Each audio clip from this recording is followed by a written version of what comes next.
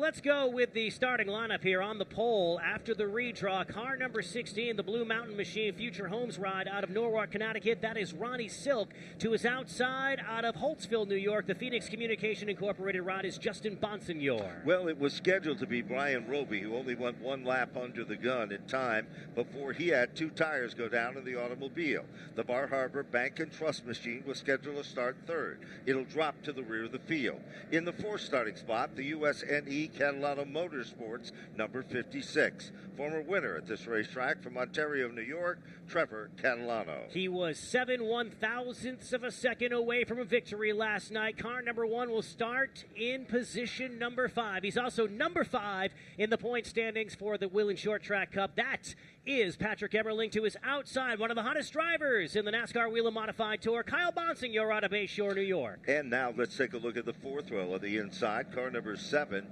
From Mooresville, North Carolina, the Baldwin Automotive Machine for the young rookie driver, Luke Baldwin. Scheduled to start in the 8th position, this car will drop to the rear of the field as well for an adjustment. The Extreme Auto Body Sontag Motorsports Bell's Septic car. From Woburn, Massachusetts, car 17, Anthony Nocella. Fifth row on the inside out of Westminster, Massachusetts, the New England Truck Design sponsored ride. Car number 06 is Sammy Ramo. To his outside, starting deep in the field after setting fast time out of Northampton, Pennsylvania. The winner of the most recent race is car number 64, Austin Beers. Now we go to the 11th starting spot, car number 46, the Riverhead Building Supply car for Craig Lux out of Miller Place, New York. Stephen Kopsick will start in the 12th spot, the Newtown Pools Wanted Construction car from Newtown, Connecticut. Max Zackham will start next. Tommy Catalano and Joey Cipriano will start 13th and 14th. And then in the 15th and 16th, Max Zackham, the number 20 car, back in 16th, car 59. Tyler Ripkema, Kyle Ebersol, Dave Sapienza, Matt Hirschman, and Mike Marshall will complete the running order as we get set for the start. The honorary starter this afternoon will be Ira Day from Whelen Engineering. Let's go down trackside to Jacqueline Drake before the race. Had plenty of time to check in with several of the drivers during that rain delay, but one of them in particular who's extremely important to talk to is our race winner from yesterday, Tommy Catalano, who qualified in the 13th position. He's still in a great mood. He's always a smiling guy, but he said, I wish I would have qualified better. There was a long red before that car rolled out for his qualifying run, and it resulted in him thinking he wasn't able to fire off as effectively and as strong as he thought he would. So we're going to see if he's going to be able to have the strength to move up through this field and survive the 200 laps for that 54. Thank you very much, Jacqueline. Getting ready to start here. Caution lights and caution flag stays on the racetrack one more time. Already a car that made a visit back to the paddock area was car number 36 for Dave Sapienza. Sapienza apparently having a problem. Brian Roby was one of the cars we were not sure about that had made a chassis adjustment. However, he had to make lots of adjustments because that car was involved in a situation that took place. Watch and see if there's an additional adjustment that'll be made to the starting lineup.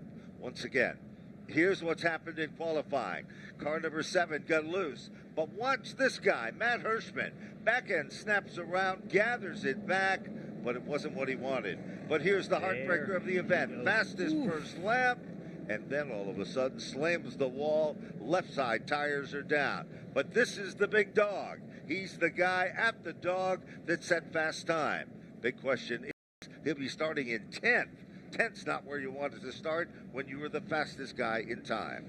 Austin Beers will have to equal what Jimmy Spencer did in 1987 if he's going to win this race, starting as deep in the field as he is. No winner has come from outside of the first 5 rows in 20 completed NASCAR Whelen Modified Tour events. Dave Sapienza joins the field in car number 36. He'll pick up at the rear of the field.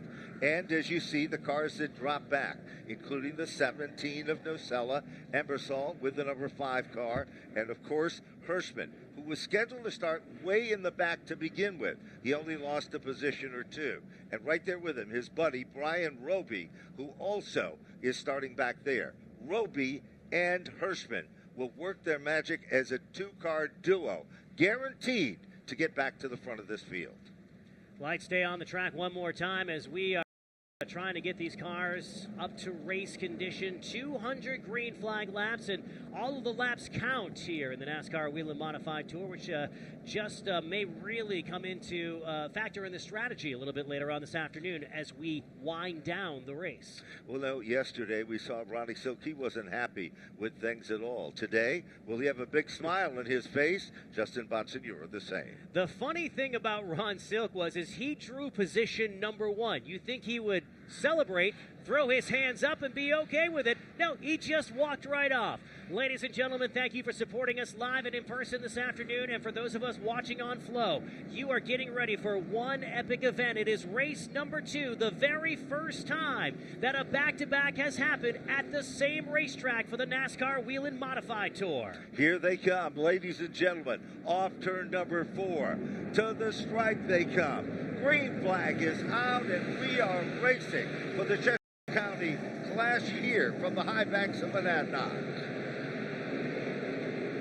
Wasting no time, driving to the inside. It's Patrick Emerling giving him spot number 2 and showing Justin Bonsignore his tail as they work their way out the corner. And here comes Luke Baldwin. Luke Baldwin already making a bid for it, just like he did last night. Baldwin works down underneath Bonsignore. Luke Baldwin going for the 3rd position. Look a little further back. Another great battle is Sammy Ramos, car number 06. He's battling with Kyle Bonsignore and already moving forward. Austin Beers has went from 10 to 7 in 3 circuits here at the quarter mile. Someone talked some sense into Beers during the rain delay because he is all of a sudden mentally back in the game. Watching on Flow, Justin Bonsignore caught a big break from Trevor Catalano a few laps ago. He pulled down right in front of the youngster in car number 56. They run file back into turn number 1. Justin caught his breath and is now closing in on Luke Baldwin. Back to the battle for the lead. Patrick Emerling's all over Ron Silk. Ronnie Silk continues to guard the spot when Emerling is running in his tire tracks. Meanwhile, mid between 1st and 2nd, they come together. They cling and they clang. They come off the turn. They back out of it just for a moment, and Ron Silk is still the leader of the pack. Look a little further back. Here comes the 64. Austin Beers has now moved up, taken over the 6th position. Car number 64 working its magic. Now here comes Craig Lutz.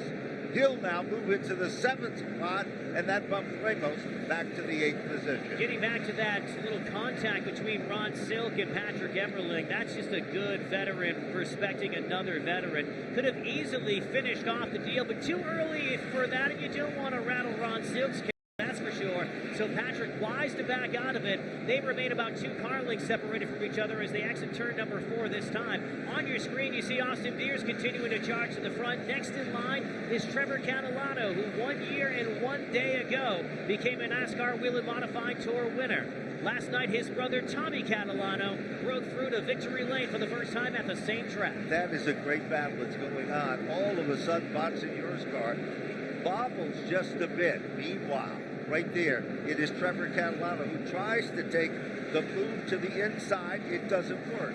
He drifts up on the outside. Austin Beers moves into the picture. Here comes Trevor Catalano. Wheels down under. Trevor Catalano moves in, takes over the 4th spot. Who's the tail that wags the dog there? It is car 64, Austin Beers. Craig Lutz, the Lutz Cracker, is also in contending on the bottom. Justin Bonsignore was just having a hard time getting of turn number 2 for about the last 6 laps, but that's turned into just a freight train going around him. You mentioned Craig Lutz to the next in line. Bonsignore has lost 3 positions in as many laps, and this is a driver who has 5 wins at this track, but they've all come before the repave, and I think that's starting to wear into his head just a little bit. Talking with Justin this afternoon, he said, I just want to get out of here with a decent finish. This team favors the larger tracks, and going back to Thompson, where he's also had so much success, is going to be a bit of a homecoming from him, even though he's from New York. It certainly is, and that's a great battle that you're looking at, but it appears that Bonsignore is hung out to dry in the outside lane. Joey Cipriano, car number 15, has also moved into the top 10. Justin Bonsignore is fighting to stay in the 10th position or so at this particular point. Struggling now.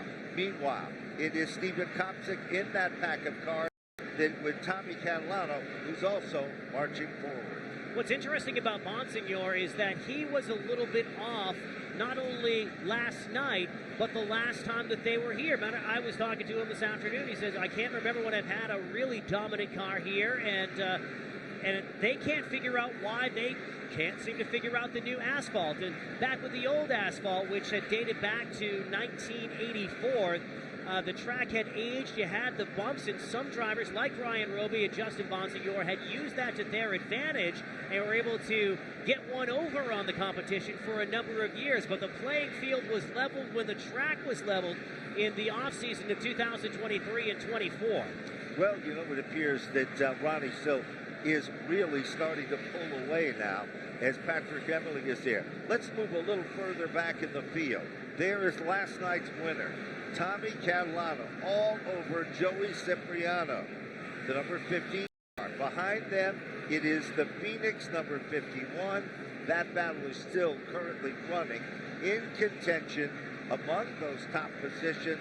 Meanwhile, it is car 56, the other Catalano car that is running up front in the competition, setting in the 4th spot. Let's get back to the Tommy Catalano story. A lot of people had thought that Tomcat's win was a surprise last night, and yeah, he hadn't been a top 3 runner for a number of weeks and had never broken through the victory lane. But if you go back and deep dive into the stats, you're going to see Catalano get a little better every single week. He started qualifying in the top 10. He was finishing regularly in the top 10, had a great run at Lancaster at their home track 1 week ago, and for the 3rd race in 8 days, Catalano is knocking on the door of a top 10. You're looking at the battle for the 10th position. Joey Cipriano in the Eastern number 15 car tries to hold off the opposition of Catalano.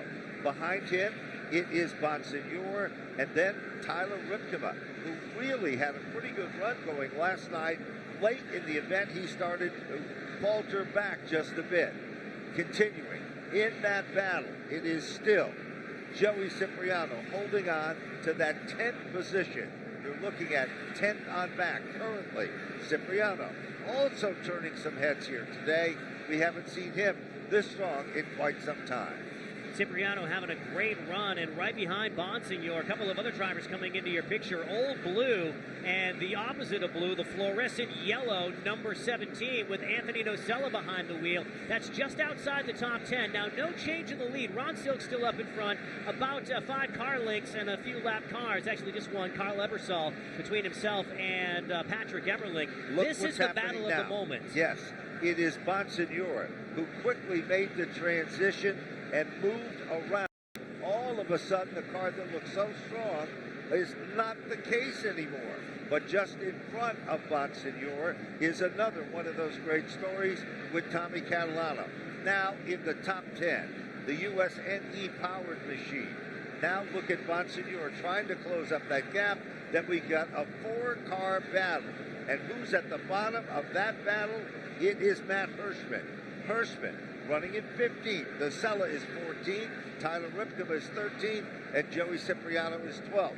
Single file. That pack of cars run 38 laps in. So a couple of different stories on this one. You have Matt Hirschman, who realizes that, okay, I can't win the race right now, and I'm just going to bide my time. But you can't bide your time too long, because here comes Ronnie Silk, and the separation between Hirschman and the battle that you see on your screen and Ronnie Silk, it's less than a straightaway. So sure. About 15 car lengths, and Ronnie Silk's going to start putting some real quality cars a lap down. So he is, and of course you don't want to have that happen. If you need a lucky dog to get back on the lead lap, you have to be the top of the food chain, 1 lap down. Meanwhile, coming up on lap traffic, the next target becomes for Silk.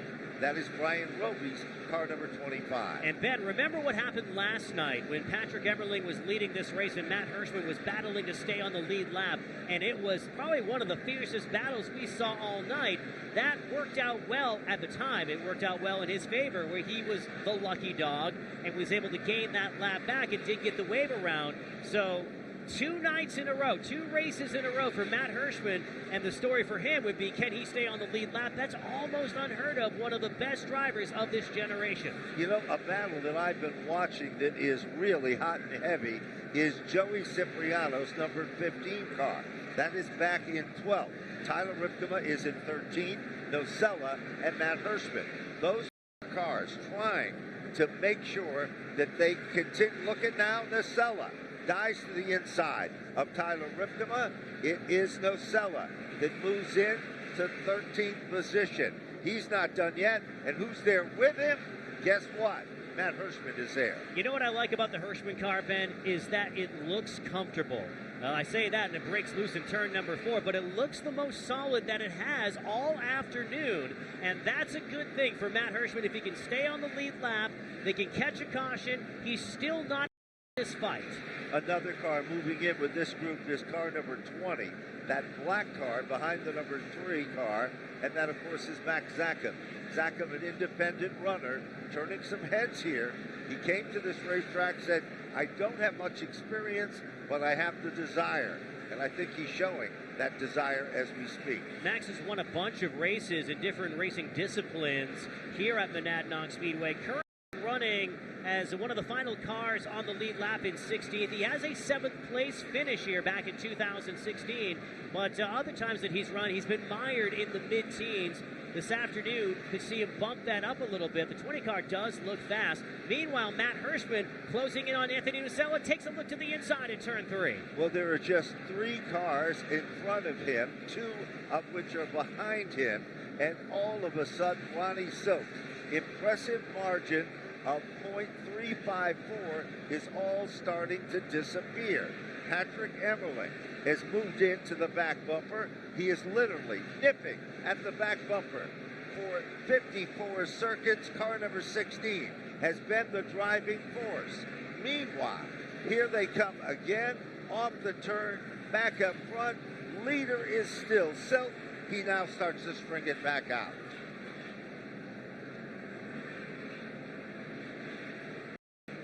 And now, continuing to apply that pressure, Silk is still there. Meanwhile, Emmerling can move in striking distance directly in front of them. The 20 of Max Zackham and the number 3 car of Tyler Ripkema. Now, that is the 15th and 16th place car. Whoa! What a save by Max Zackham. He had that thing about 40 degrees sideways, skating up the racetrack, gathered it back up, did not hit the wall, and stays locked side by side in step with Brian Roby. Sapienza sticks his nose in there. You know, interestingly enough, that could have been a total disaster for the 2 cars up front. Lead change took place. Car number 1, Patrick Emmerling, became the leader of the pack. Emmerling was the big dog now, but all of a sudden, he's coming up on Ripkema. Where are the leaders in this event? They are running towards the top, well, into the top 15, and they are continuing to walk away from the competition. Austin Beers looking strong as well in front of car number 56. Then there's the number 7 of Luke Baldwin. Stephen Kopsick in there as well, as this race has strung out just a little bit. 62 laps into the Cheshire County Clash 200 at Monadnock Speedway. On your screen, you see the separation between Patrick Emmerling and Ron Silk. Boy, if there is anyone racing with a chip on his shoulder this afternoon, it's got to be the driver of number 1, Patrick Emmerling, to feel that his Dale Hedquist prepared number 1 Fleetwood car was going to be the Mac Daddy of them all yesterday, and to have a dominant car by his own admission and to come up just 7 1/1000ths of a second short, they got to come in. They want to take the crown away from Austin Beers and all of the drivers ahead of them, ahead of him in the point standings. And also, we talk about point standings. One thing we haven't talked about, the season-long championship where we vaulted from 9th 5th in one race, and that was last night. Patrick Emmerling is not out of this championship fight. He certainly is not. Comes up on another lap car. It is Joey Cipriano. Meanwhile, it is Tyler Ripkema who's trying to stay with the leader. And that is kind of the spoiler, right between the leader, which is Emmerling, and of course, right there behind him, it is the number 16 car. So it continues to be a fierce battle, but for 68 circuits, only two different leaders. Ron Silk, the early leader. Patrick Emmerling, the leader now. Beers is up to third from the 10th spot. Had a chance to talk with Patrick this afternoon about last night, and we've all seen what happened on the racetrack. We've heard Patrick's in the moment comment, and there are many times in our own lives when things will happen and we'll think things happen one way and then maybe wake up the next day and think a little differently. And I asked him if he felt the same today as he did last night when he made the comments in the moment about how he felt he was shifted off of the racetrack, and he dialed it back a little bit. He said, there was definitely some contact, and he did get me out of shape, and I've seen multiple angles of it, but I went over and I congratulated them this morning. He doesn't want any bad blood. He knows the Catalanos and the Emmerling clan can get together and get along really well, and harmony is going to be necessity here on a quarter-mile racetrack. So there's no bad blood, no rivalry. They went off and mended fences this morning. Trouble now. We've got a situation taking place. Tyler Ripkova was up alongside Joey Cipriano. So two cars came together. Dave Zapienza was there. Now, directly behind them and moving forward, Austin Beers. That is your third place car. Car 64. It goes around Zapienza and now wheels in on the back bumper of another lapped car. Then there's that side-by-side battle. Brian Roby shifts up the racetrack to the inside, goes to number 20 again, and the 7 New York, Luke Baldwin. He is in a dogfight battle with the 21 of Stephen Kopsik. This is a dangerous part of the race because everyone's guard is down. They were heightened in trying to get these 200 laps in as quickly as possible, and there goes Cipriano. He spins in turn number 4, and this brings out the first caution. First caution of the event comes out, 78 laps in. Car number 15, we hope we get a replay of that situation. Got a tap to the back bumper. The car was loosening up. Take a look at the front bumper. You can see that he's used his chrome horn, even though it's black in color. And he has been, in the hunt for the front pack of cars. Now, keep your eyes on what's going to happen here. And, of course, this is caution number 1. And we have two leaders in the competition. It was Ronnie Silk, the early leader. He led the race up until lap number 58 when car number 1 took the lead for Patrick Emmerling. So those are two of the stories. Things start to settle in just a bit under yellow, and we're going to be looking for who is going to be taking advantage of heading back to the pit area to make adjustments, maybe one tire change per stop now. You remember what happened last night with the Matt Hirschman car. They made an error, whether it was by mistake or whatever the situation was, but they were able to come back in. Pulling up alongside, it is Ron Silk in the Phil Moran prepared race car, Austin Beers, and of course, Stephen Kopsik. And they will roar into the pit area, single file. And we did have a caution flag right around this time yesterday. Last night. Yes, we certainly did. So this is par for the course. These guys know exactly what is in store. This is an untested, uncharted water. There is the number 1 car. We're watching Patrick Emmerling putting on a right rear. Let's go to Jacqueline Drake. Down here in the pit area, as you'll see, the number 1 of Patrick Emmerling, who came in, as well as the 16 of Ron Silk. No changes on the 16, just a right rear for them. Team feels very good about Ron and where he sits currently on the track. Quick tire changes and back out. Not too much to report here, guys. The teams are all keeping the information very close to their chest.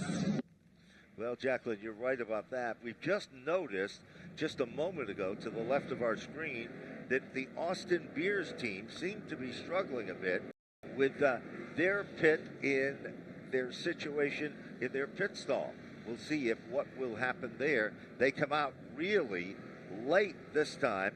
Another car rejoining them is the 17 car of Anthony Nacella.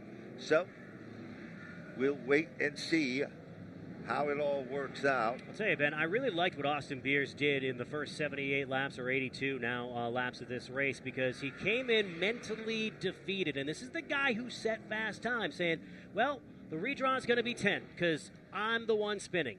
What happened? 10. What did he draw? 10. And then he made his way to third under green flag conditions. He's one of the few guys that can pass on the inside and outside consistently. He started 17th in one race, finished second, so it would not be a tall order for him to win from 10th place, but he's got a long way to go after those pit stops. Sure does. And another competitor that has moved forward rather impressively is Steven Kopsik. He started in the 12th position. He has worked his way all the way up into the top 5. Luke Baldwin is right there with him as well. So things are starting to fold and come into play. And of course, you might be wondering where that 54 car is. And of course, Andy, he's still in the thick of this, but not where he'd like to be. Last night, at this point of the event, he was already in the top 5 car positions. And Catalano becoming more accustomed to running up in front, and it's going to be one of those things. It'll be interesting over the rest of the summer is this team continues to improve that once the bar has been raised, well, we expect you to be in the top 5 every single week. Will a 7th place have as good of a feeling as it did a few months ago? Probably not. Here's an interesting situation. This guy started in the parking lot. I'm making, a funny out of that, but Matt Hirschman is the leader, using pit strategy to his advantage. Emmerling's car loaded up. Here comes Austin Beers. Whatever they found in that pit stop is starting to show. Steven Kopsik is there. Down low to the inside. Here comes Silk. Closes the door. Up on the wheel, Austin Beers trying to make the move. 4 cars contending for the same space, held down by Patrick Emmerling. Early in the race, the 16 and the 1 made contact where Patrick Emmerling let Ron Silk gather it back up. That gentleman-like move coming back to help him as they battle side by side. Ron could have easily used him up, but no, raced him like he wanted to be raced. And Austin Beers takes advantage of that. He'll go to the inside of Emmerling in turn 1. Side by side, Beers gets a nice bite on the bottom of the racetrack. Emmerling lines up with the back bumper of the Silk machine. Here comes Beers, working his magic on the bottom. Going, will he make it? No, can't do it. Emmerling is back in the 3rd spot. It's, well, a battle amongst 2 of the best. Youth versus opportunity, and here comes Beers. Now, he convincingly has the 3rd spot. It's short-lived. Silk is working over Matt Hirschman. The car that could not, big trouble. Turn number 4, multiple drivers scattered, and Catalano, last night's winner, is one of them. Tommy Catalano right in the middle of all of that. And it appears the final car that moves away, besides the Catalano machine, was the Max Zackham number 20 car. So the USNE power car that's set in the winner's circle doesn't appear to have much damage at all whatsoever. That's good news for the Catalano crew as, along with brother Trevor, continue to run inside the top 10. You know, earlier we were talking about it during the rain delay of how scientific and how professional and how he focuses totally on what he needs to do with Matt Hirschman. Hirschman made an adjustment, went to the rear of the field. Now he is leading this race. There's only been 3 different leaders. Now let's take a look at this replay, see if we can figure it out. There's the lead pack of cars. Look a little further back, center of the turn, and it did look like that the 54 machine got out of shape. Everybody tried to avoid it. And I'll tell you, Tommy Catalano was pretty lucky with that thing. It's been a very troublesome spot for a number of different drivers, both last night and especially this afternoon. But back to Matt Hirschman. Hirschman's car could not do anything right, even with one of the best drivers of his generation, at the helm of the car this weekend. But to your point, Ben, they have just thought, adjusted, and now they are battling for the win as more cars come on. Certainly are, and this, of course, is a bunch of cars that are making chassis adjustments. Who stayed out in the competition? Of course, Matt Hirschman did. Car number 15 looks to be the lucky dog, perhaps, to get back in the thick of things here. Top 3 positions, Matt Hirschman, and of course, right there in contention with him, no surprise at all whatsoever, is of course Ronnie Silk, who's really been turning some heads. They're running for the NASCAR Whelen Short Track Cup, and if $20,000 in addition from Whelen, of course, on top of all the other point fund stuff, if Hirschman won last night and he won this afternoon, if he was able to sweep, there was a $5,000 bonus on top of the $20,000 in the Whelen Short Track Cup. Now, that isn't, no one is eligible for that this afternoon, but wouldn't it be something for a driver who had such a disastrous night last night to come back strong and win his second Whelen Short Track Cup? Call him Big Money Matt. And when $20,000 in point fund money is on the line, he can win a lion's share of that. You know he's going to step to the front and challenge for it. Certainly is. He's here for the money. And it appears that some of the cars go around to pick up at the rear of the field. 96, just shy of the halfway marker in this event.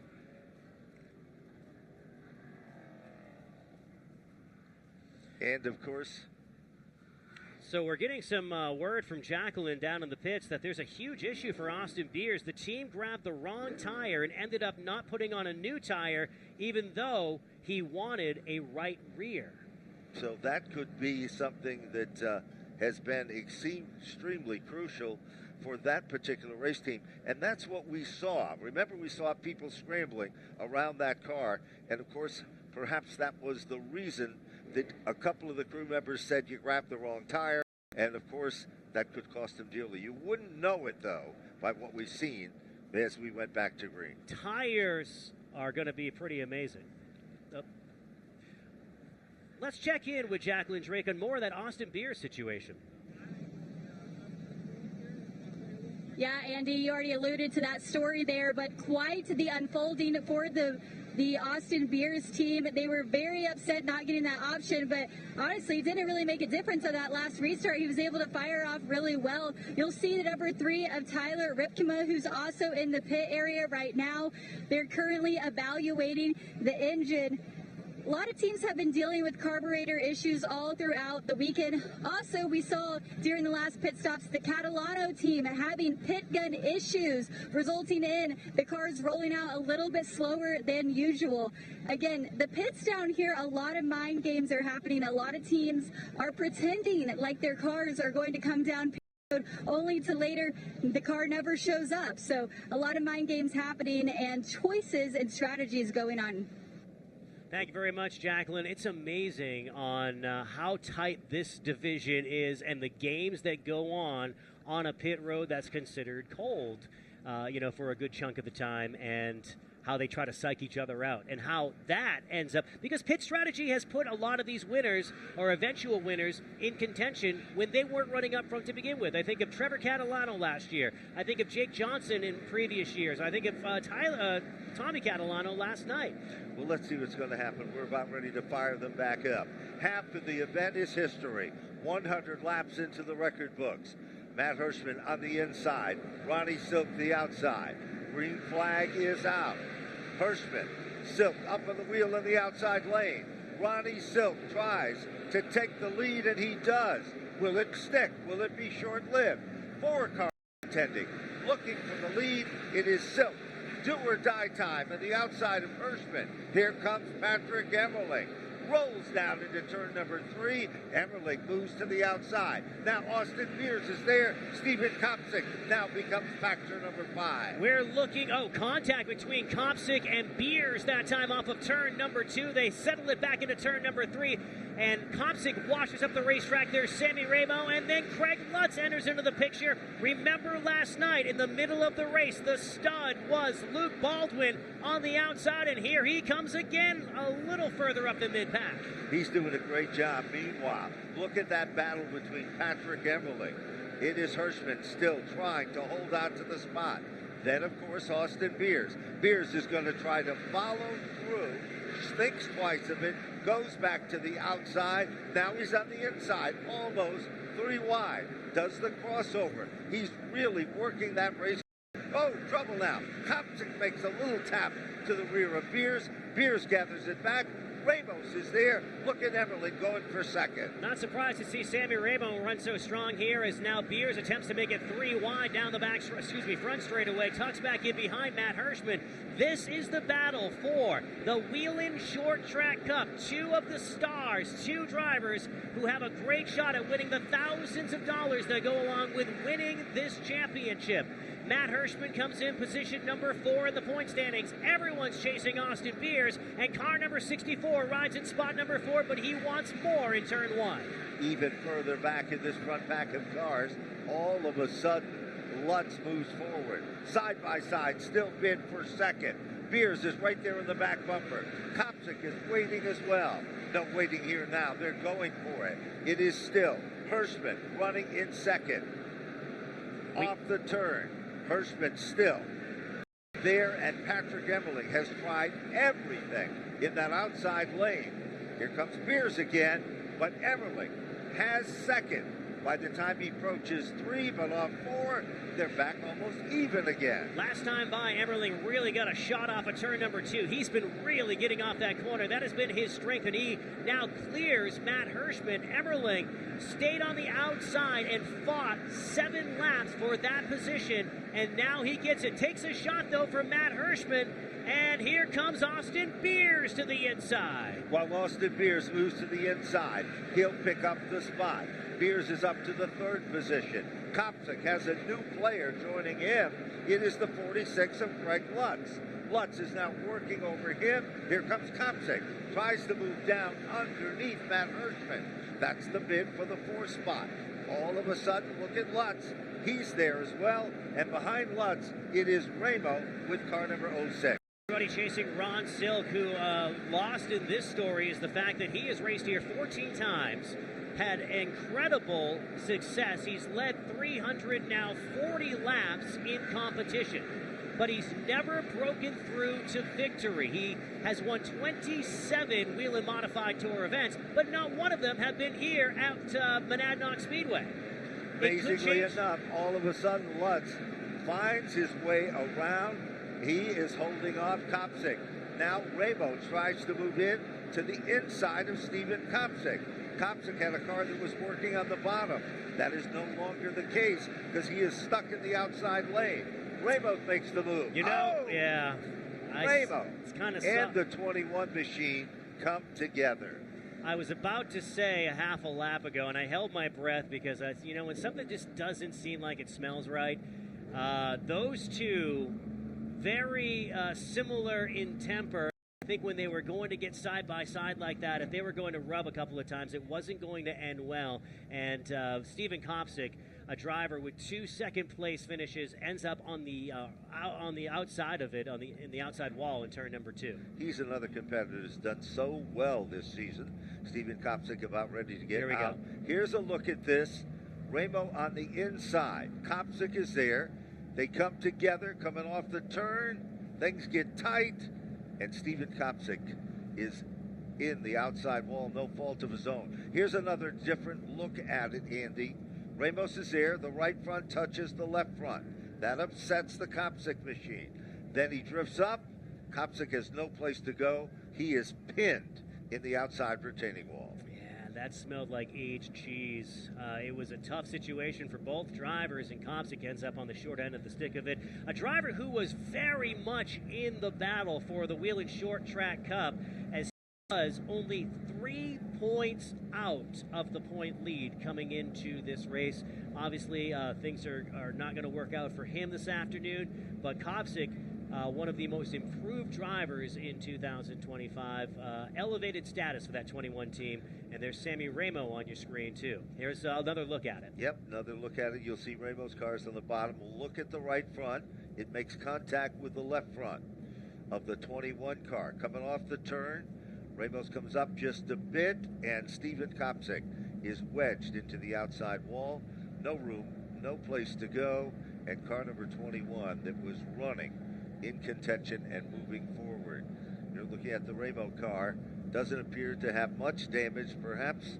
Well, right front, the toe is out, but the rest of the car still appears to be okay. But what a heartbreaker coming off turn number 2 down the back straightaway, as you can see the damage done to Stephen Kopsick's race car.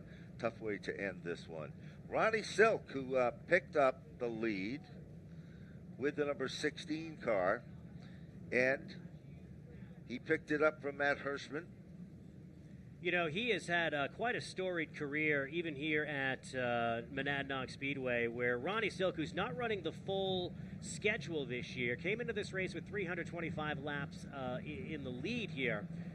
0 wins, 14 races, and Sammy Ramo on your screen is going to really feel the brunt of this one. There is a penalty that has been issued by the NASCAR officials. It is a 2-lap penalty for car number 06. So that is the reason for the black consultation flag. So Ramo finds himself 2 laps down in the situation that took place with the Stephen Kopsick number 21 car. It's the black flag without a podcast for Sammy Ramo. Ron Silk could do something that he hasn't done in quite some time, check something off his list here, and win in his 15th attempt, the 27-time Tour winner with 13 poles total and a 2-time champ. Trying to check one off the box here in 75 laps as crews continue to attend to Stephen Kopsick.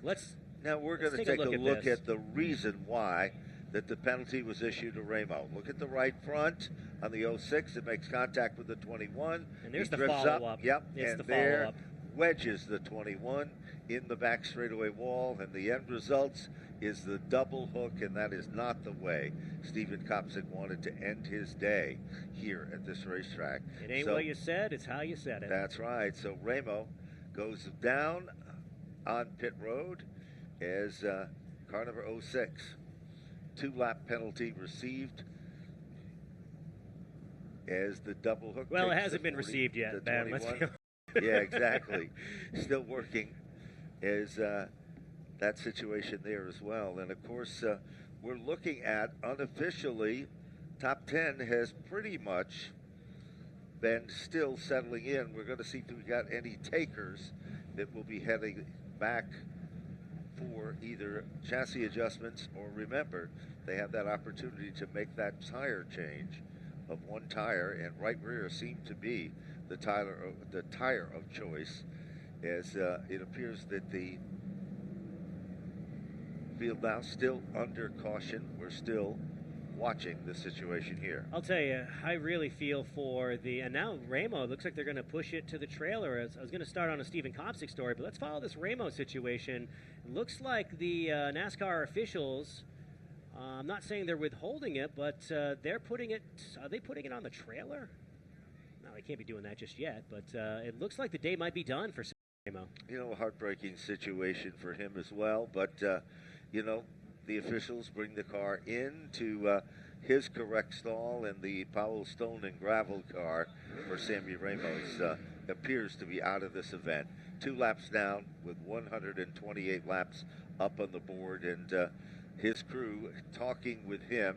Ramos has the helmet off, and he'll be getting out of the race car. So not the way he hoped his afternoon would end. They're working with the oil dry on the backstretch, and there is Ramo getting out of the race car. And very displeased at the series of events. Is going to walk straight to his hauler and cool off there, which is probably a smart idea. So it all can change in the blink of an eye, but let's go down to Jacqueline and see what's going on now. Yeah, guys, just keeping an eye on pit road right now to see which cars are going to come down here. There were some hand gestures given for 21 team when Sam, the 06, drove by, so clearly unhappy as they anchor that for Stephen Kopsick. And we're seeing who exactly is going to be choosing to come into pit, if any at all. Continuing to see those pit crews, mind games, acting as if they're going to come in and pit. Now, those are all the updates as we await who or if takers. All right, thank you very much, Jacqueline. Yeah, this race continues to unfold. Looks like Luke Baldwin, if he's not faking out, he's ready to come to the pits here. Let's see what's going to happen here. We can see cars pulling out of line, and let's see what's going to happen. Who'll be heading down? And it appears Ronnie Silk leading the parade. Austin Beers, Matt Hirschman. Now remember, for Hirschman, very interesting with the Hirschman thing, he did not pit early. This is one of his first visits to the pit area, and that could be part of the strategy they have for this event. Absolute genius by that team to get the track position, figure that it's going to be a situation where they got to catch up and they'll get back on cycle. Now that they're on cycle, they're ready to play with some of the big contenders. One of those drivers that did not take the pits is Patrick Emmerling. Emmerling stayed out. Interestingly enough, their strategy must be completely different. Craig Lutz also stayed out with the number 46 car. We're looking at Dave Zapienza's number 36 machine, and we already saw that Matt Hirschman was heading back out. Austin Beers makes it out along with Silk, the number 16, and there is your 60 car, of course. So that, including number 5 of Eversole, who comes out, and here's Luke Baldwin. Behind him, Joey Cipriano. Ryan Roby still fighting the good fight. Tyler Berry. Then there's Trevor Catalano. Anthony Nocella coming out as well. But interesting to see both Bonsignors and, as pointed out before, Patrick Emmerling not taking the opportunity to sit in the pits this time. Still 69 laps to go this time. So still a lot of time left, and if you remember what happened last night, it was the situation of the final circuit and the final turn that would become the key ingredient and the story. We've had 2 repeat leaders in this event. Ronnie Silk was one of those individuals, the early leader of the event, and now Patrick Emmerling is back in command. He led up until lap number 58 on the first round, took back at 131 or 130 the number 1 position. So we have 2 distinct strategies in the Cheshire County Clash 200 Monadnock Speedway. You have the camp that is Patrick Emmerling, Justin Bonsignor, Craig Lutz, Kyle Bonsignor, and then you have the drivers that came in. And that's headed up by Ron Silk. Then there's Austin Beers. Now, Beers, the current point leader when it comes to the NASCAR Whelen Short Track Cup, trying to be the 4th champion in 4 different years. 64 is trailed by Matt Hirschman. Let's go down to the pits and Jacqueline Drake on Ronnie Silk. Yeah, the 16 been a very strong contender today. Just spoke to his team. They said he's not saying much on the radio. He feels okay. They went ahead and put a left rear on that car, so now he's driving with new rear tires. They also alluded to the fact that they're waiting on the rain, so that might be part of the strategy too when we talk about the one of Emmerling. But then the 16, is he going to be making strong moves right here on this restart to get that track position? Thank you, Jacqueline. I really like Ron Silk on fresh rear tires on a restart. There are few in the garage that are better than that driver when he is ready to hunt. Watch him from the inside of row number 3. It's Ronnie Silk in car number 16. Here we go, about ready to fire them back up. Off turn number 4, Emmerling on the inside. Craig Lutz tries to get up on the wheel in the outside lane. Here comes Lutz. Oh, trouble. Luke Baldwin got pitched to the outside. He gathers it back. Meanwhile, off the turn, it is still Emmerling, the leader. But for how long? Ron Silk back up to the 4th position. Here comes Matt Hirschman. Little tap there with Kyle Bonsignor's car. Along with them, now Kyle Bonsignor has moved into the top 5. A driver who was not happy with his finish last night, and I'm not talking about the leader, Patrick Emmerling. I'm talking about Craig Lutz, not happy with his 9th place finish last night and thinks that they get more today. Well, he's backing that up with action. Takes a shot from Justin Bonsignor, but it's Craig Lutz looking to the outside, going for the lead into turn 1. There's no question about it. Single file, the top 5 cars. Then 2 cars side by side. That is Austin Beers and Kyle Bonsignor. Now it is Anthony Nocella. Nocella has moved in. He's into the top 7. Back up front, leader of the pack still remains Patrick Emmerling. Meanwhile, Greg Lutz all over his back bumper as he continues to run in the tire tracks off turn 2. Ronnie Silk gave Justin Bonsignor a shot like it was the summer of 2023. They're not battling for the lead, but they're battling for third on the racetrack, and they exit turn number 2 this time, single file, both chasing Greg Lutz back into turn number 2. Further on back, you have Kyle Bonsignor battling with Trevor Catalano. That's a great battle off of 4. Certainly is. They continue to show that battle impressively. Meanwhile, back up front, watch Justin Bonsignor. He can reel in on entry to the back bumper of Lutz, but off the turn, it is Lutz who pulls away. He continues to run right to the back end of Patrick Emmerling, waiting for that one false move that will give him the opportunity to set up and take over the lead. You know, Ben, I'm really surprised that Ron Silk didn't use that restart to his advantage a little bit more. It seems like with fresh rear tires, he would be able to be more aggressive, but maybe that's playing into his wheelhouse, where there was 68 laps to go coming to the green flag, and he's going to need those tires. He doesn't want to burn them up now in case we get a green-white checkered like last night. You're going to still want some rubber on those tires, so maybe a smart move by Ronnie Silk, and that's why he's in the cockpit and neither of us are. Well, you know, you're so right about that, but Silk on the last circuit, he completely went up high in 1 and 2. He gathers it back. Now, the big mover now, or set up to be the big move, is Austin Beers. Beers continues to set back in that 6th position. Beers is not there. 50 laps to go when they come back to the stripe. Justin Bonsignor has moved into 2nd. Here comes Ronnie Silk. Lutz is stuck in the outside lane. Ronnie Silk is up to 3rd. Matt Hirschman can't close the deal. It's like the 2024 championship battle, where you have Justin Bonsignor, the eventual 4-time champion, Ronnie Silk, the defending champion as of last year, and then you have Patrick Emmerling. Emmerling was the wild card who used this racetrack to parlay his championship hopes last year. It really solidified himself as a contender, and the 3 drivers that all battle for the crown last year are now single file off of turn number 4. There's no question about it. Now Matt Hirschman has tried just about everything possible to get around Greg Lutz. Doesn't happen. Beers is still there. Anthony Nocella is right with them. And then it's the 56 of Trevor Catalano. Coming up on lap traffic. Works to the advantage. Patrick Emmerling strings it out. 0.316. The margin between 1st and 2nd. A couple of different things happening here. There's the battle on the racetrack, but there's also the battle for the Whelen Short Track Cup, and that is tight between Patrick Emmerling and Austin Beers. Beers came in with a 6-point advantage over Emmerling. I'm not sure if Beers has led a lap here tonight, but I know Emmerling obviously has, so he's going to get the bonus, maybe the bonus for the most laps led as well.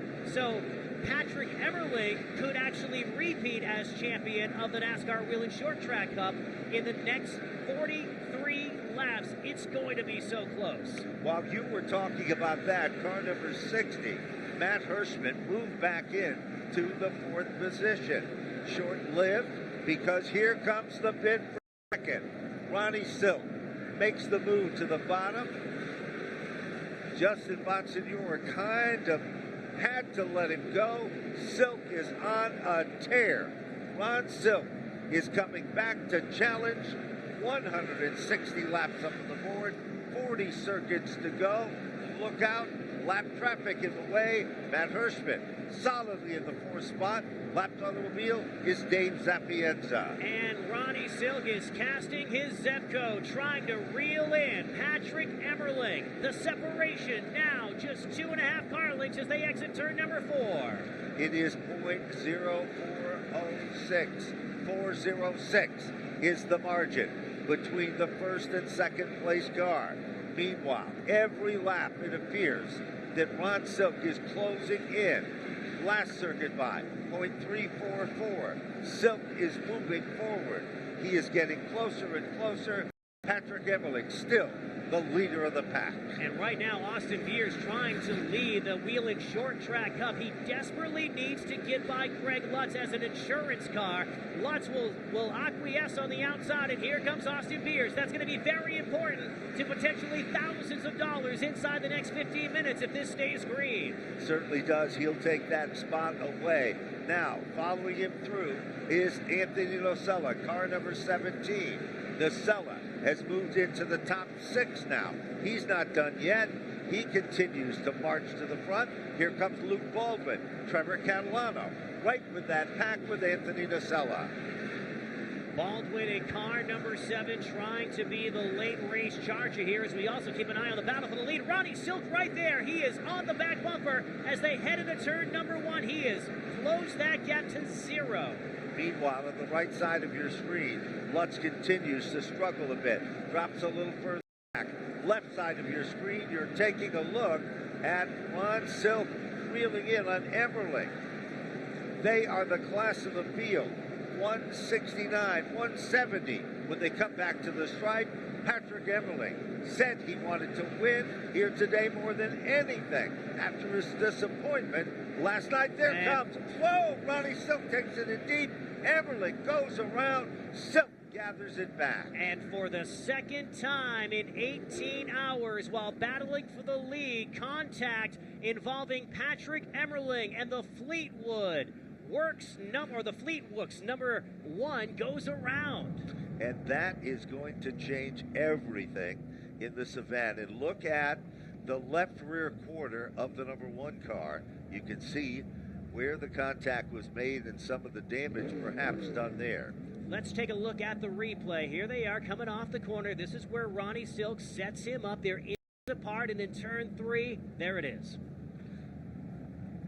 From our angle, really tough to see if he came down or who went up. Let's see if we can get that replay again, because it really was so difficult to see from our vantage. But there is a number 1 car that at the time was right there as the leader of the event. And as we said, we're not sure the damage done to the sheet metal on that car might have been existing damage done to the left side, as you can see that there. We don't believe that was part of the situation, but Ron Silk is the guy that was involved, win, lose, or draw in that situation. In the Whelen Short Track Cup, that really breathes a sigh of relief for Austin Beers, who, depending on how the lap situation worked out with Emmerling was within 1 or 2 points of taking over the point lead in the Short Track Cup. And again, $20,000 for the point fund. Let's take a look at it one more time. Let's take a look at it again. Emmerling is the leader. Ronnie Silk goes to the inside. Emmerling's car snaps. It appears Silk's does too. Silk drives away, and Emmerling's car, unfortunately, is the car that spun. Certainly contact between the 2 drivers running on this quarter-mile track. And let's take a look at Patrick Emmerling's car with Jacqueline Drake. Yeah, we're down to the pit area, that number 1. They're just changing a left rear tire on that. They confirmed as well on the radio. Patrick said he dumped me, and he's visibly upset. And that's a tough weekend for Patrick Emmerling, a driver who has led so many laps across the 2 races, and to have to fight from the back of the pack. But this one's not over, Ben. I mean, we have 26 laps to go. We've seen some really extraordinary things at this racetrack, and certainly on this tour this year. Predictable things. What if the one who had a chip on his shoulder to begin with was given even more reason to drive like an animal through the field and come take what he believes is rightfully his? You know, you might be right about that as he comes back out. Kyle Bonsignor also quickly comes back out. Craig Lutz all falling into position here. And you're looking at the Patrick Emmerling machine, Brian Roby's car as well. And you know, it's kind of ironic because if you think about the start of this event, Andy, Ron Silk started in position number 1, and Justin Bonsignore started in the number 2 position. So they were the two that were in the front row. The cream has certainly risen back to the top, and both drivers have had a nightmare-type weekend. Ron Silk had his worst finish at this racetrack, possibly ever. I have to go back and deep dive into the stats, but it's very rare that you see him finish in 15th, and just an all-around bad night. Not running for the Tour Championship this year has taken a little bit out of their rhythm, and I talked to Ron about it. He says, no, not really. He said, we just come to win, and as long as we focus on doing that, we're going to have a good time, and when you're not winning and you're not running for points and you can't fall back on, well, we had a good points night, then your night gets a little extra sour, but the wins also get extra sweet when you have nothing to lose, and car number 16 is in the odd role of spoiler at this point of the season. Certainly is, and believe it or not, but car number 16 has been the only competitor to lead this event 3 times during the course of those 177 laps. So that goes to show you that he has a fast race car and can get the job done. So a couple of things to watch. You have the leaders, but also watch that number 1, Patrick Emmerling, from the back of the pack and what he can do in the next 22 laps. Green flag flies, and we're back underway. Silk continues to make Bonsignore work his muscle in the outside lane.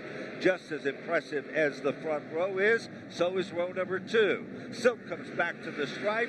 Ron Silk is the leader. Bonsignore changes his strategy. Austin Beers has got to go for it on the outside, as meanwhile it is Hirschman on the inside. Here comes Anthony Nocella. The Beers wagon, who is hooking up to it on the outside. You might want to get on, because Austin is a one-man show in group number 2 on the outside of Anthony Nocella. Meanwhile, battle for the lead, and hopping the curb is Justin Bonsignore back into 1. That's going to cost him. Meanwhile, all of a sudden, Matt Hirschman's car, same situation. That moves Austin Beers into the 3rd spot. He takes it in at a ton, comes off the turn like a rocket, and here comes Trevor Catalano. Car 56 is up to the 6th position. Now a bit back for 3rd. There is so much going on across this quarter-mile facility, and Matt Hirschman down to the inside. Austin Beers, again, a battle for the Whelen Short Track Cup.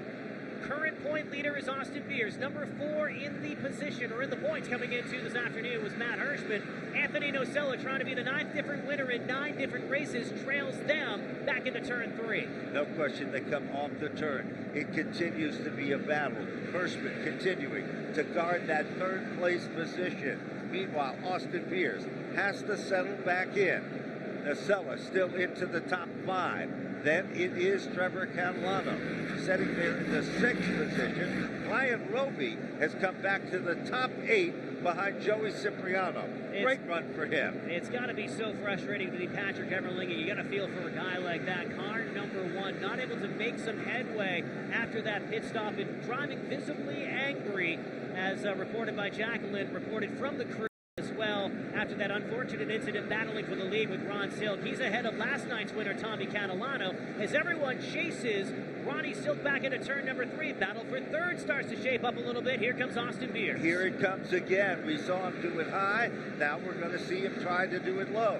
Thinks twice of it. Tries to get a nice run to the inside. 10 circuits to go when they come back to the stripe. Still, Beers cannot get around Hirschman in a bid for that 3rd position. Anthony Nocella tests the waters a bit. Here comes Anthony Nocella. Down underneath Austin Beers. With him comes Trevor Catalano. If I'm Austin Beers, I let these drivers go, and I don't worry too much about it, because I'm going to have thousands of reasons to be okay with it in just a couple of minutes. If he can hang on for the NASCAR Whelen Short Track Cup. His closest competitor is Matt Hirschman, but Hirschman is not mathematically ahead of him in the standings. However, if Beers continues to lose positions here in the final few laps, Hirschman could steal this thing. It's going to go down to the final lap. There's no question. Out in front and pulling away. Biggest margin in quite some time. 0.6 to 1 on the last circuit. Between 1st and 2nd, Ronnie Silk and, of course, Justin Bonsignore. Look a little further back at that battle between the 15 of Joey Cipriano, who's now come to life in the 7th position. But now they continue to work some magic there. All of a sudden, Luke Baldwin is now pressuring the Austin Beers machine. Ronnie Silk has not loved Monadnock Speedway. He's done well here. He's raced 14 times, led well over 300 laps, but 0 Tour wins. And for a driver that's won 27 times on the NASCAR Whelen Modified Tour, a big goose egg here at Monadnock, but he is 2 laps away from checking that Dodge. Take a look at this battle between Beers, continuing with Tommy Catalano. Side-by-side competition and great racing action he there. He needs that spot for the Cup. He sure did, and he was able to plant it. 199, they're coming down to the wire. Ron Silk has broken up that winless streak here in Monadnock. He'll visit Victory Lane. Who is going to get the Whelen Short Track Cup as Austin Beers beats Tommy Catalano by about a foot at the line, and I think that's the point he needed to be the champ. We're going to let the officials work all of the math out, but I think that holding off Tommy Catalano is going to go down as a crucial moment if, in fact, Austin Beers is the NASCAR Whelen Short Track Cup champion this year. We will have further details on that in just a bit, and it kind of overshadows a race win for a driver who has fought off and on this weekend, more off than on, and finally breaks through on his 15th try at the Mad Dog. 28 Tour wins now for the driver known as Ron Silk. And as you said before, he came here with one thing in mind. It was to win. Wasn't about points or anything else. Yesterday he was a little bit disappointed.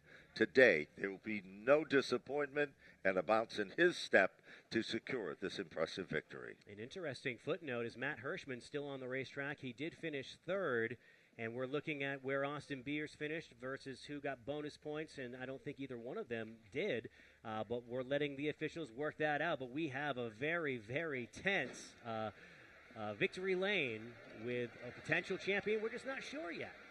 One thing we are sure of is that Ron Silk is the champion of the Cheshire County Clash for 2025, put on by JDV Productions.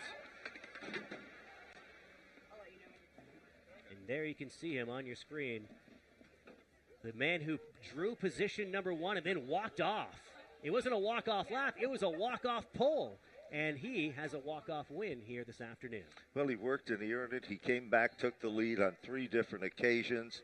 And, of course, there he sets in victory lane.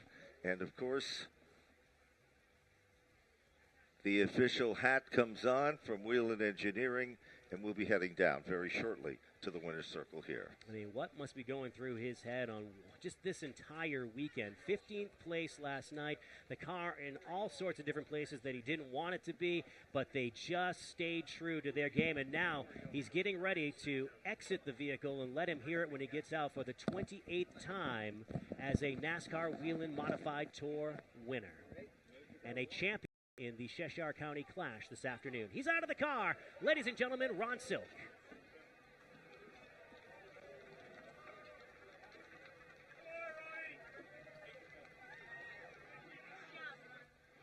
Out of the car, your race winner today at Monadnock Speedway. Ron, first off, congratulations. What a swing you had from yesterday to today. You were determined. I saw you all through the pit area just looking for a little bit more. But what was the key today to have you end up right here in victory lane? We had a pretty good car yesterday, too, and things just kind of got out of our, got out of sorts and out of our control. But great team, all the guys on this thing that worked so hard. Car owners, Tyler Haight, Joe, Blue Mountain Machine, Future Homes, Phil Moran, my crew chief, Bob Tulipani, the car chief, all these guys over here that make all this happen. You got out of the car, they handed you a water right away. It's a hot day here in New Hampshire. Did you feel like you had to put in a lot of physical work behind the wheel with all the pressure from behind? Yeah, I'm pretty worn out right now. It's tough back-to-back with last night, too, was another hot one, but it feels good to leave with a win. Congratulations. Ron Silk, your winner today at Monadnock Speedway. The 16 got it done. Thank you very much, Jacqueline. And the appearance of Austin Beers in turn number 4 leads us to believe there's going to be a major celebration as a result of the commitment that Whelen have made to these 3 specific races. It started back in May at Seekonk Speedway, and with the combination race this weekend, the second and third events of 25 for the Whelen Short Track Cup. $20,000 in additional point fund money for these 3 specific races and the championship that goes within those 3 races. A lion's share of that going to the champion, which looks like his car is number 64, and we're going to wait for the official announcement on that in just a moment. But then again, they probably wouldn't bring him out, Ben, if it wasn't the case. That would be really mean. Psych.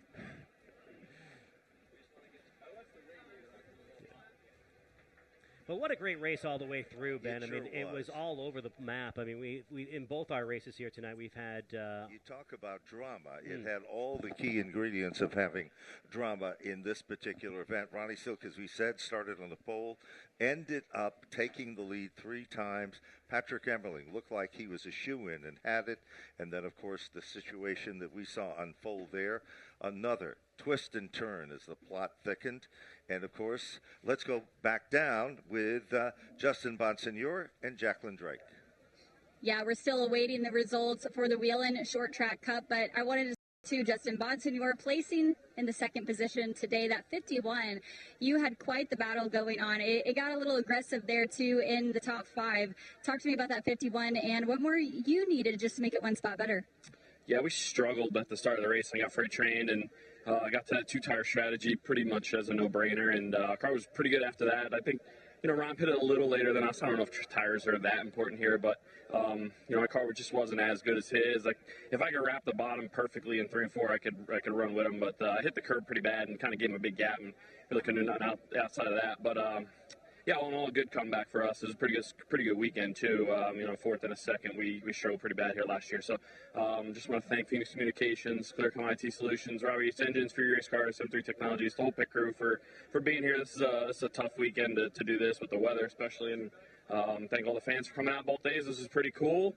And hopefully I can make my ferry home. Yeah, you said you wanted to walk the good finish, and you did just that. Justin Bonsignor finishing in second place at Monadnock.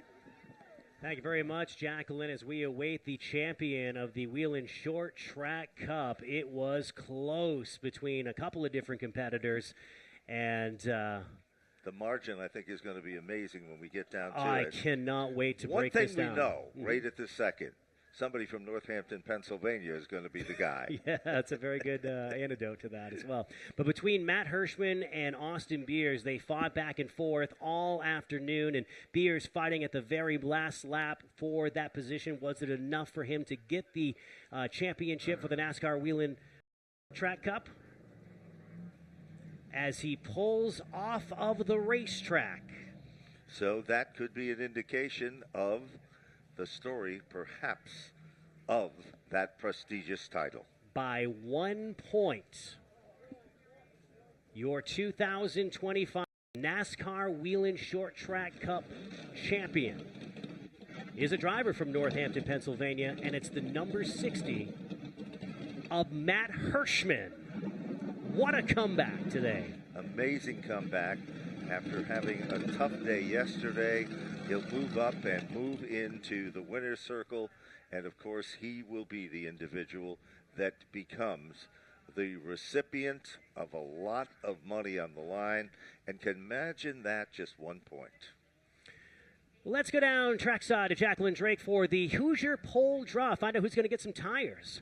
Yes, Ron Silk pulled that number out. The Hoosier Tire Draw. The driver that finished in the 17th position today will win a free set of Hoosier tires.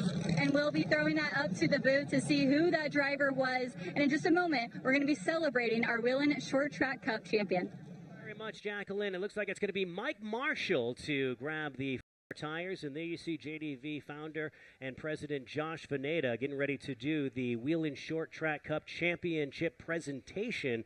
And, you know, we go back now 4 years for this, and one of the reasons why this driver was involved in the first place with the NASCAR Whelen Modified Tour and this specific race was this program. The additional money brought in Big Money Matt. And let's go down trackside to Jacqueline Drake with the presentation.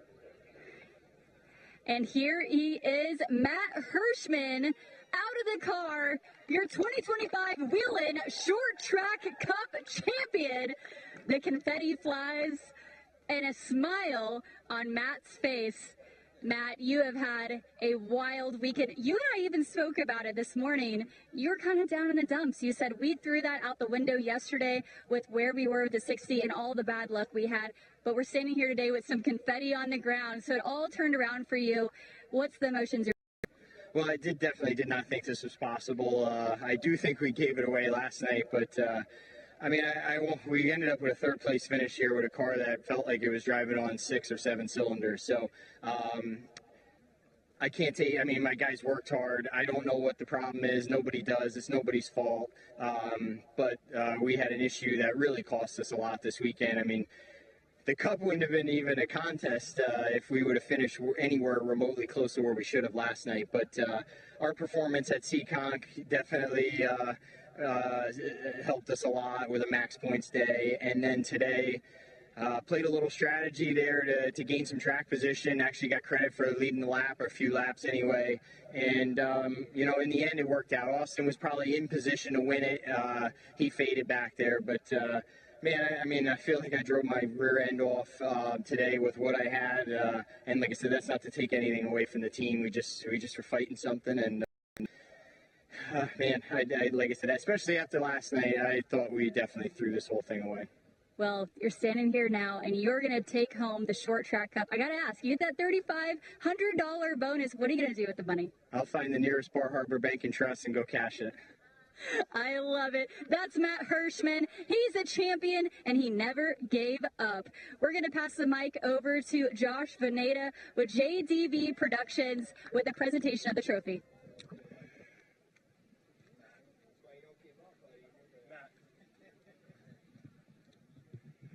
Matt, I remember almost 4 years ago to this weekend, standing at Claremont Motorsports Park and handing you a trophy exactly like this one. You were our inaugural Whelen Short Track Cup champion, and I'm very proud to hand you the trophy again as the first repeat Whelen Short Track Cup champion. On behalf of all of Whelen's employees, my family, and our entire team, we couldn't be more proud to hand you this trophy and acknowledge you for your accomplishments. One story all of you may not know from today is I saw Matt as he came in. And I said to him, man, it was a tough day yesterday. And he said, yeah, it was. And when he walked away, he just said this to his son, this is why you never give up. And he didn't give up. And today, Matt's a champion again, one of the greatest of our generation. And it's a privilege to have you as our champion. Congratulations, Matt. Thank you.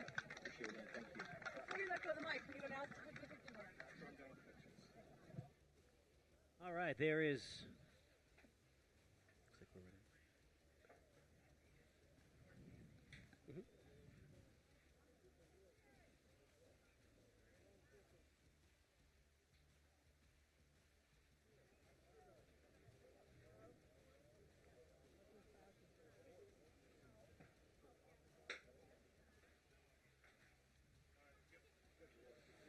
It's a great presentation there by Josh, saying that, you know, it's a privilege to have you race our events. And what we're witnessing is greatness in real time. We talk about all the stats and our heroes from decades past. You're watching someone not pad their stats, but create history right in front of your eyes every single weekend. And the true story of it all, he said it best, never give up, and that's what we've witnessed today. It wasn't only this driver, it was all the drivers in the competition. They continue to fight and fight hard. There were so many plots and different twists and turns, it was just unbelievable. One of the things that he brought up in the acceptance speech was we stayed out and we led those laps. When they got back on cycle, it turns out leading that one lap was what put him the ahead. Deal breaker, yes. Right, because I was watching and I'm like, well, Austin Beers, he's still to the good here, and boy, Matt's going to pick up one spot, but he can't really do that, and probably still going to be a Beers day. And then at the very end, and that's why we wait. That's why we don't make the official announcement. We let correct. NASCAR take care of that. This is their race. This is their ship, and they got it right. And Matt Hirschman by one single point. Sure did. And, of course, he's going to the Bar Harbor Bank and Trust to make that big deposit, and there is that hardware. Now he's got, matching bookends. He's got two of them, and that's a pretty outstanding accomplishment.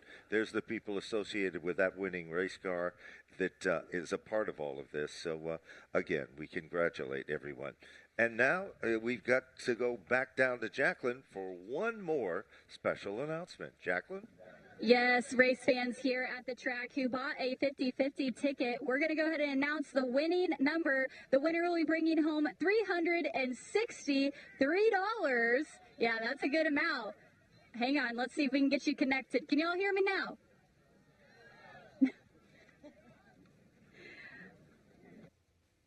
We're having a bit of a PA. There we go. The PA is working. Okay. Race fans, you're going to be bringing home $363. The 50-50 winning ticket number is 3027229. The winning number is again 3027229. You're a winner of $363.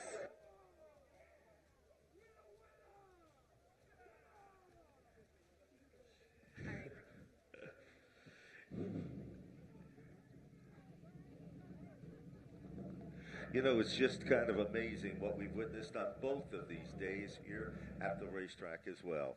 As Matt Hirschman heads back to the paddock area, what incredible competition for the NASCAR Whelen Modified Tour. And remember, the next stop that they go to is to Thompson Speedway. So why not come out and witness it live? If you can't, come watch it with us on Flow. We're going to be back with Pro Truck Racing in just a moment. Here, the Cheshire County Clash here at Monadnock Speedway for the NASCAR Whelen Modified Tour on Flow Racing.